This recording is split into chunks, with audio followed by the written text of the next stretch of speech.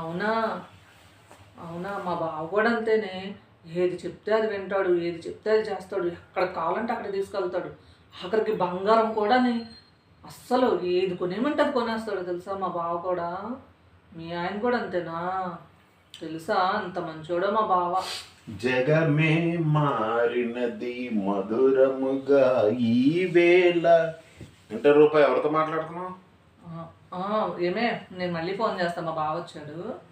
Bye. ఎవరితో మాట్లాడుతున్నావు? మా ఫ్రెండ్ బావా, వాళ్ళ ఆయన గురించి గొప్పలేసేది చెప్పేస్తుంది. మరి నేను కూడా చెప్పాలి కదా, అందుకని నీ గురించి చాలా గొప్పగా చెప్తున్నా. ఏం చెప్పేసినావు అంత గొప్పగా?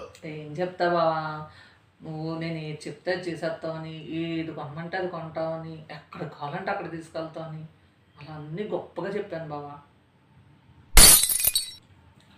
గొప్పగా చెప్పావు. ఏం చేస్తున్నావు అర్థమవుతుందా నీకు అసలు? ఇది గొప్పగా చెప్పడం ఏంటే? అంటే మా అమ్మ చెప్పింది నా పెళ్ళైన దగ్గర నుంచి ఇప్పుడు దాకా ఏం చెప్తుందంటే, అమ్మ ఇంట్లో జరిగేవి ఏమన్నా సరే ఉన్నదని ఉన్నట్టు చెప్పకూడదు, పెళ్ళైన ఆడది దానికి ఆపోజిట్లో చెప్పాలి ఎవరికైనా సరే అని చెప్పింది. మరి ఇంట్లో నువ్వు చెప్పినట్టే కదా నేను చేస్తా, కూర్చో అంటే కూర్చుంటా, నుంచో అంటే నుంచుంటా, వెళ్ళి పని చూసుకో అని అంటావు, పని చూసుకుంటా. మరి దానికి ఆపోజిట్లోనే కదా బాబా చెప్పాలి అందరికీ. మా ఫ్రెండ్కి కూడా అలాగే చెప్తుంది.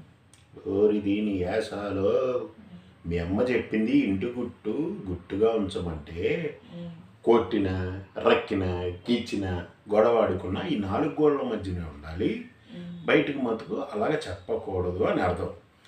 నువ్వేం చేస్తున్నావు? మా ఆయన పడుకోమంటే పడుకుంటాడు, పరిగెట్టమంటే పరిగెడతాడు, నుంచోమంటే నుంచుంటాడు, కూర్చోమంటే కూర్చుంటాడు అని చెప్తున్నావు. నువ్వు పాపులారిటీని పెంచుకుంటున్నావు అనుకుంటున్నావు, కానీ బంగారం పాపులారిటీని పూర్తిగా పడుకోబెట్టేస్తున్నావు నువ్వు నీ తెంగరాశలు.